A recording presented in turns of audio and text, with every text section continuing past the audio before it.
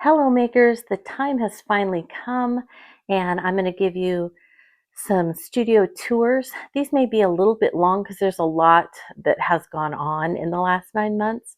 So I'll keep it as brief as I can, but I won't be surprised if these are 30, 45-minute long tours. I'm going to break it into two for those who might have different interests. So this first tour is going to be where we started and how we got here, and some details of the design and also of the decor that's in here.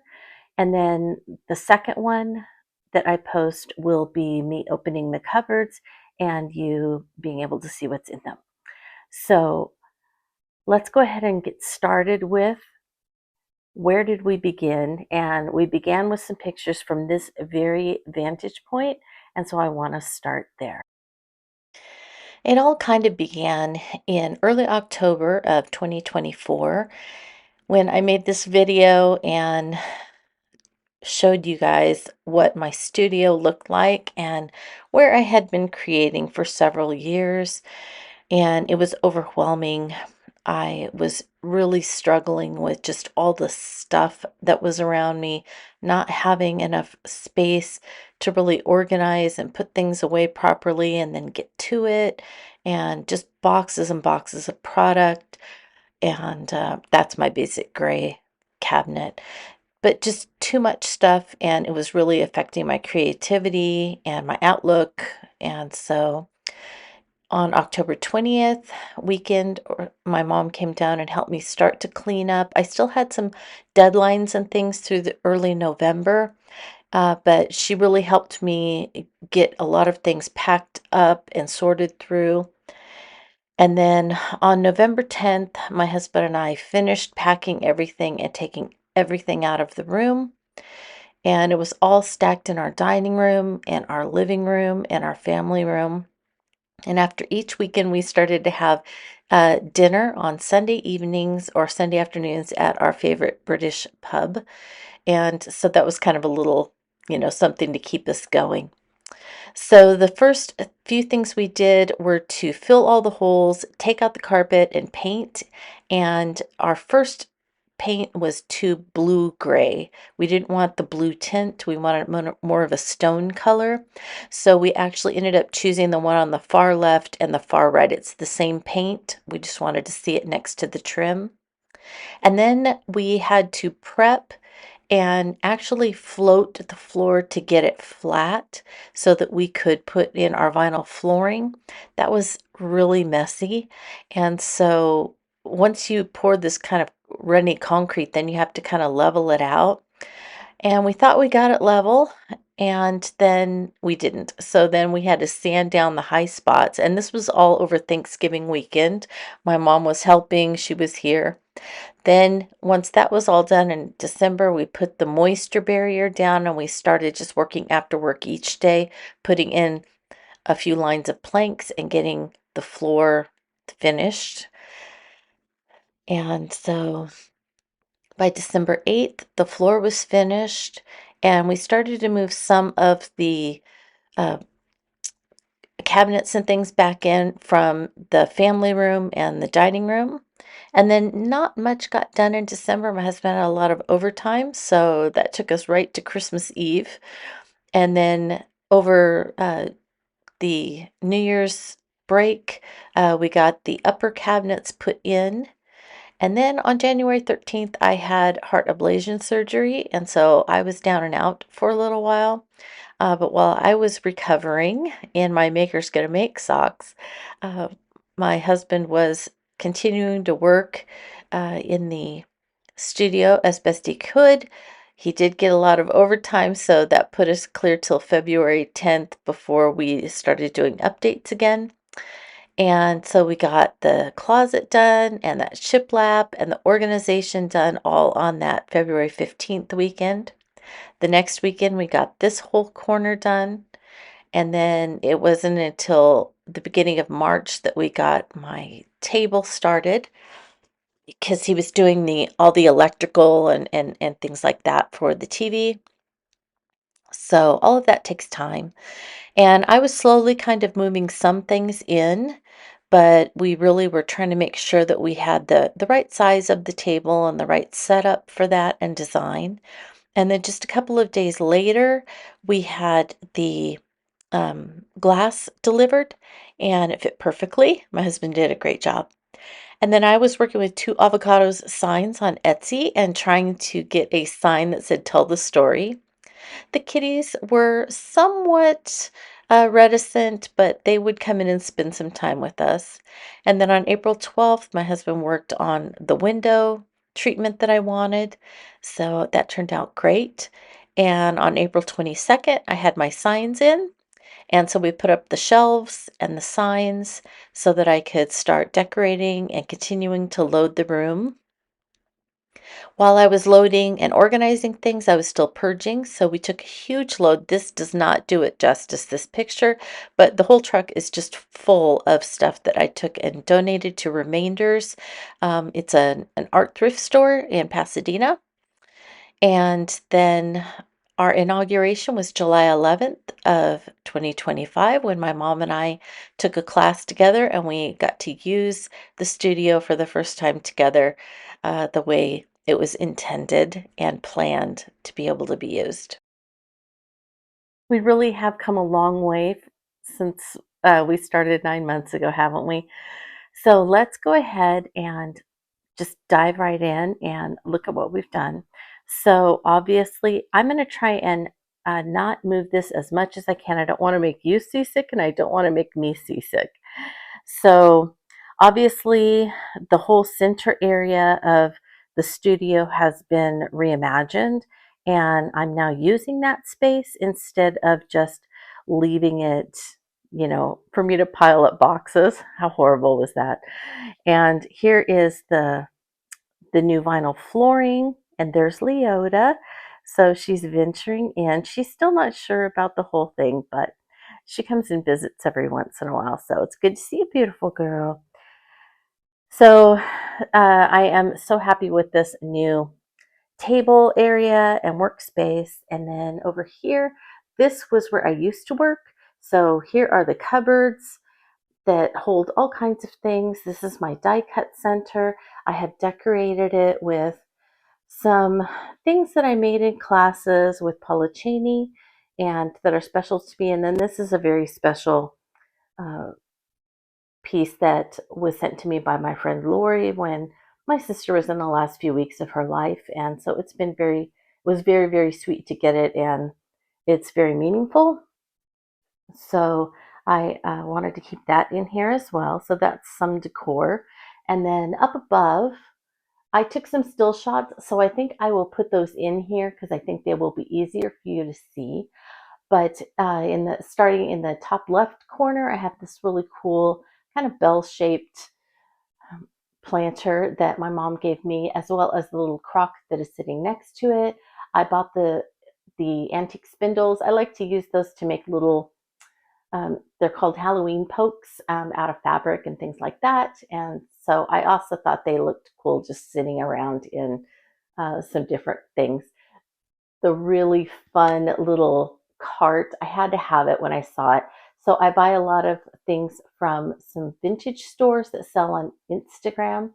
And this is from South Porch. They made it out of antique tin and bicycle tires, or I don't know, wagon wheel tires, something like that, and a little crate.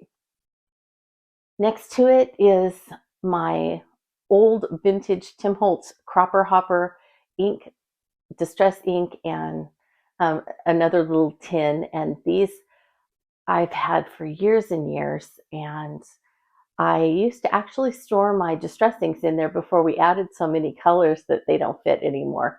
But I couldn't get rid of it, so I decided to use them as decor. And next to that is a brand new Sanford's Ink vintage ink box or crate that I just bought this last month from one of my vintage stores. I love it. Up above is a little one of the shrines that I made in a class with Paula. I just think it's very sweet and just goes with the whole look. Behind that is an urn I bought from Boulevard 58, and the little cream crock in front of that I also bought from Boulevard 58. And then in the urn are all of those wonderful cash register numbers. I actually got those from Tim Holtz. So he, as you know, is a huge collector of all things vintage. And so he brought some of his wonderful collection to sell at Carson's Stamp Show many years ago, several years ago, and I ended up with those. So I love them. I think they look great in the crock. And then in the little cream pot, I have some paintbrushes, and those paintbrushes are from our friend Anne, and we were helping Anne a couple of years ago clean out her home so that she could sell it as she moved into a care facility. And she had just hundreds and hundreds of beautiful watercolors. And I went through every single one to check and make sure they got stored properly and all of that. She told me I could take any that I wanted. And this is the only one where she painted Africa. And I lived in Kenya for a year, and so I absolutely loved this and decided it was definitely going to be mine. And so that was the one that I took. Next to that, the riser that the church birdhouse is on is from Boulevard 58. I love that riser. The birdhouse my aunt gave to me many years ago. Hanging off of it are some old sword handles or guards. I'm not sure exactly how they work on a sword. I've never actually held a sword, but I bought those because they have a great memory. My dad and I used to watch a show on the History Channel when he was alive. Um, and it was called, it's still on, it's called The Curse of Oak Island. And they have some people on an island in Canada who are trying to find some treasure. And they're doing all this history research on it as well over the years. They've never found the gold. And my dad and I were always saying, are they ever going to find anything? We don't think they're ever going to find anything. And but we kept watching. And so it always, however, the history always tends to go back to the Knights Templar. So when South Porch posted these sword handles, and she said they were from Knights Templar, I was like, I have to have those just because it will remind me of that, fun memory with my dad. Next to it is an old church sign and some old vintage uh, hymnals.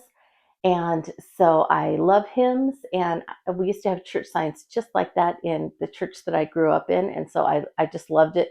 When she posted those, I was like, I have to have all of those.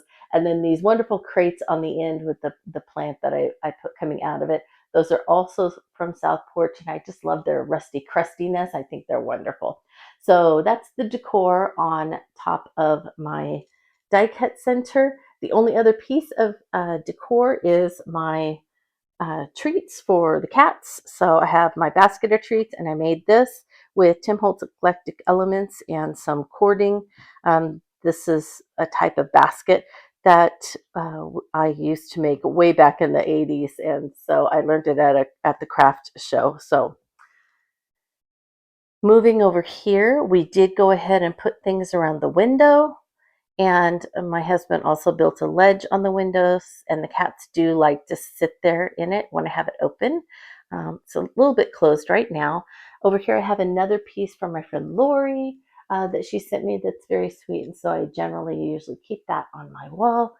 Um, Over here, I took out all of the inks and paints and everything that I had stored in my Tim Holtz cart, and I put Eclectic Elements fabrics and some sewing notions and my craft iron. That is not my clothes iron, that's my craft one, and my sewing machine. And then, of course, I had to have my movers and shapers window that my dad made me. It's precious to me, and so it went right back where it was before. Over here on this wall, previously I had shelves and things. So we went ahead and put back the same two lower cabinets. We put a countertop on it, and then I already had those paper organizers. So we put those back, and then on top of that, we put a 9 square, um, one of the IKEA cabinets. And then we bought those inserts, the 3 with the doors and the 2 with the drawers, and then also the paper file insert. So all of those we bought to go with it. And then the baskets at the top I bought from Hobby Lobby. The handles I bought from Hobby Lobby. So I'm going to walk slowly again so I don't make you sick and I don't make me sick.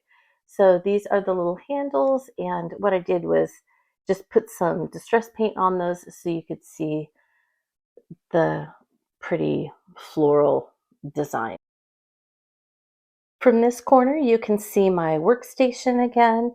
And I love that it's double-sided because not only can my mom work here with me when she's here, but this is the side where I'm going to be doing my ideology. So I have my ideology and the mediums and things like that that I need to use with it are all over here.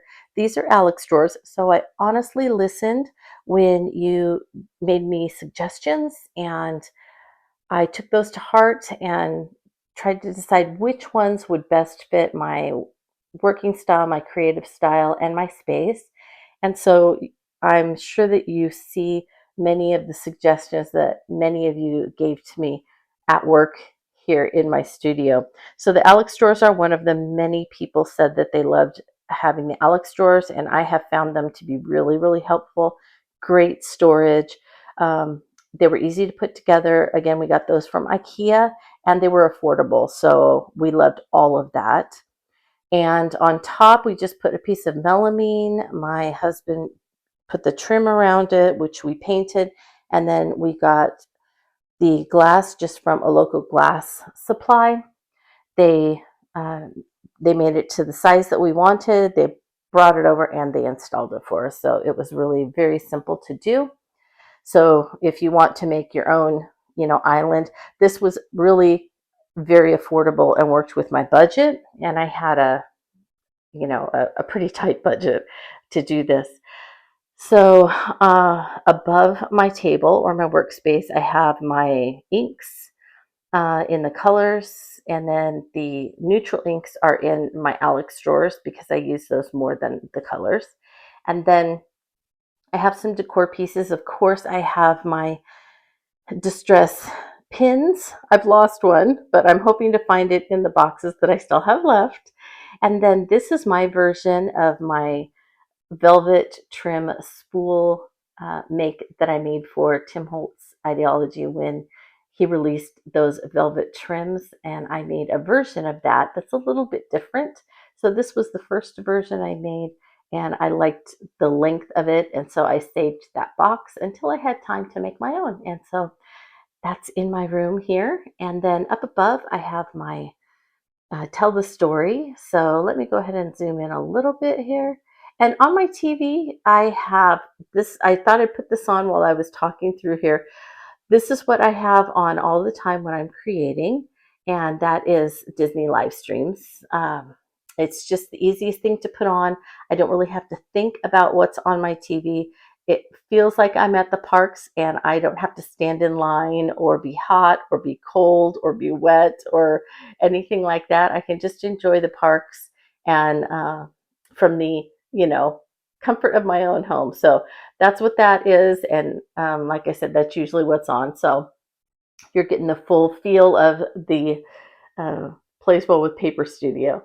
So the Tell the Story sign and then the other one that I'm going to show you in a minute are from an Etsy store that I worked with, and they were wonderful to work with, as you saw from the pictures before. I sent them a sketch. I gave them, the different things that I wanted, and then as I would change my mind, they would give me a new mock-up, and they were wonderful to work with so that I could tell the story on my wall. And I do love that because that really inspires me when I am making. I like to tell the story. So on each shelf, I have something that tells a story of something. And this one is the one that tells the story of my making. So I think this piece that I made, the Ode to Poe, is just one of the best pieces that tells a great story. And so I wanted that there. A lot of vintage books that I purchased from, again, my people that I buy from probably those are all from Boulevard 58 and South Porch, are the ones I buy most of my books from. And then up on this shelf, this is kind of the story of me a little bit. So as you know, I began crafting by doing needlework in 4-H. I couldn't handle the animals. I would have kept all of them. So I did things like cooking and sewing and needlework. So this piece I did not make, but this was from my parents' shop because afterwards they ended up buying a craft and hobby shop, and needlework was part of that. And then I learned to, you know, crochet. I learned to um, do all kinds of things at the craft shows, and that just really got me going on teaching at my parents' shop and all of that as a teenager. And then I have the Bible Promises memorization cards and another vintage hymnal, also from South Park, both of those. And then the teapot, I'm not sure which vintage store I got that one from. And then I made a little piece about my husband and I in a class by Rochelle Christensen. Love it. So that's up there too because he is a major part of my life. So that brings us to this wall. This used to be the closet, and then some of you encouraged me to tear everything out and make better storage use out of it. Uh, so I did. I listened to each of you, and so thank you for that encouragement. Also, I want to thank you for those of you who sent pictures to me of what you have done in your closets. So that gave me some ideas of what to do, and this is what we ended up with. So let's point out first the sign at the top that says ideas come from curiosity, Walt Disney. And I didn't put the Disney on there, I just put Walt. But this kind of is my Disney inspiration wall. So that's why I have over here. And I did Instagram posts on the details on these, but this is a bunch of buttons from times at Disneyland. And then down here are some pins from Disneyland. We have a whole bunch more, but these each are the ones that I chose to put in here because they evoke memories of special times and special people. So that's why those are in here with me. And the others we're going to put in our game room for both of us to enjoy, since my husband only comes in here once in a while. All right, so once we tore the closet out and took the doors and everything else off, my husband went ahead and put electricity in it so that I could have the lights above, so that I could have a receptacle in the back, so that if I wanted to put something there, even one of my electric cutting machines or anything else, I could plug it in there and I would have electricity accessible. So I love that. These lowers we got at the Home Depot, and I'm pretty sure the Home Depot could be Lowe's, but we had them delivered here. They deliver them to your home. They were very affordable. You do have to put them together. They're kitchen cupboards, and so you do have to assemble them, but they were very easy to assemble. We did it together, and then I believe that we pulled them out probably about 6 or 7 inches from the back of the closet area, so that they would come all the way out to the front, so that I would have a nice deep um, countertop. I wanted some space in front of any storage units that I put on there. So I'm pretty sure I'm going to slowly walk over here and try not to make us sick. So you can see it's nice and deep all the way to the back. And so anyway, I like that decision that we made. I went to Hobby Lobby and I got my handles again, and those were on 50% off, as were the ones on my other unit on the other wall. So again, keeping within the budget. A couple of decor things that I'm going to point out very quickly as I wrap up, and that is that I got several things from the Disney Home Collection. So I have my paper towel holder with Mickey holding the paper towels back. I have my planter.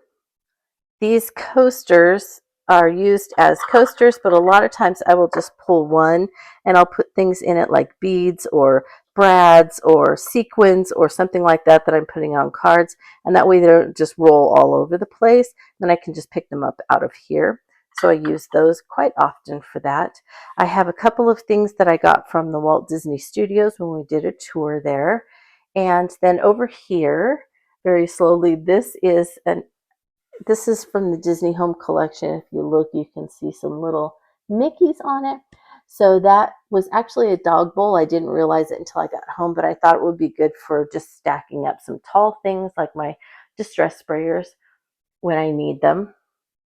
Then over here in the center, in the back, I have another piece that I made in a Pollicini class. And this one says, keep room in your heart for the unimaginable.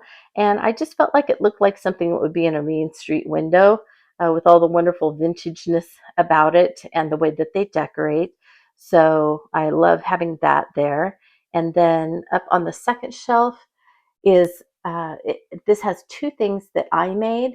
One of them is one of the first things that I made for Tim's ideology booth the first time that I designed with ideology. And so this is an ode to Walt Disney. So there are all kinds of details about Walt and his life and things that represent him, even inside the tin. So I will link to the blog post I did about this because there are so many little tiny details, and I wanted to do Walt's life justice and his creativity justice, and the way that he was always able to tell such a great story by doing that with this piece.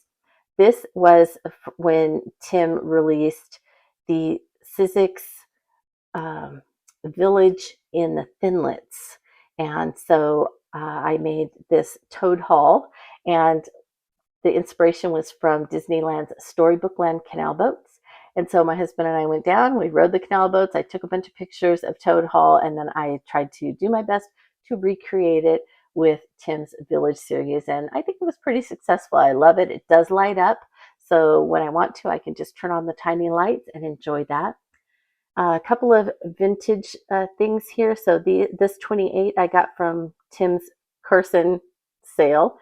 This Abraham Lincoln, Walt loved Abraham Lincoln, and Abraham Lincoln is also my favorite president.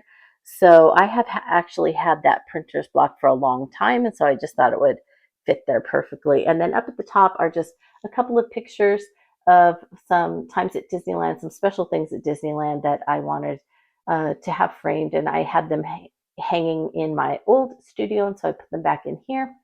This one actually happens to be a piece that I did when Tim and Paula and Mario had it was like a contest to make something with the tattered florals, and I was not designing for them at the time at all. It was not even anything I had ever dreamed would be possible. But I thought, how fun is that? So I'm going to just try and make something for this contest. And this is what I made. And I was one of the several winners of the contest. And so that was really fun. And then I have my plushies of Mickey and Minnie in black and white. So that, my friends, is the end of our design tour. I hope that you enjoyed it. I have absolutely loved being able to create in this space. I am continually thanking my husband for putting in the time and the extra money because we did go a little bit over budget. We had to level the floor and do all of those things. And so by the time that we were finished, we were a little over budget, but he fully agrees it was well worth it. It's just been such a pleasure to be able to create in here because everything has a place. And when I'm done creating, it goes back in its place. And I don't have boxes and all kinds of things stacked around that are cluttering my mind. So thank you so much for following along on this very long tour. I hope that I answered any questions that you might have had, or I hope you found something inspiring. If you have any questions, go ahead and leave those in the comments. And again, thank you so much for following along, and I want to wish you a very creative day.